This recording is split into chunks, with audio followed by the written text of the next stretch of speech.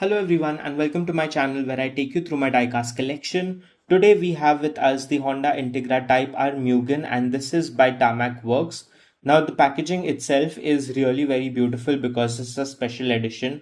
It comes in this card art which has the beautiful Japanese street art on it and it looks really very nice. As this is a special edition, it costed me 2000 rupees, which is a little more than what Tarmac Works standard pricing is. The front of the car is really neatly done by Tarmac Works. It has the acrylic headlights. The Japanese number plate gives it a really cool touch. The Honda logo is on the hood of the car, which is very nicely done. And the grille is also very well detailed. The side profile of the car is neatly done with that Mugen decal. It also comes with bronze rims which look really good and the mirrors are very well detailed with reflectors. The rear end of the car feature those huge tail lights. Now these are three-toned. It has black, red and yellow details in them which look really very nice. The Honda logo is nicely done and the Japanese number plate is also very well detailed.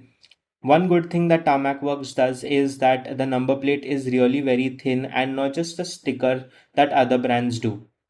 Now it also comes with this detailed exhaust pipe and the wing is very thin, which is true to its scale.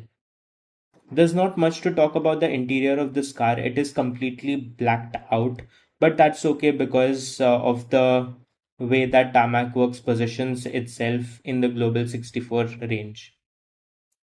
This Honda Integra Mugen by Tarmac Works is really well detailed from the outside. However, it is a little pricey, especially when you compare it with Mini GT.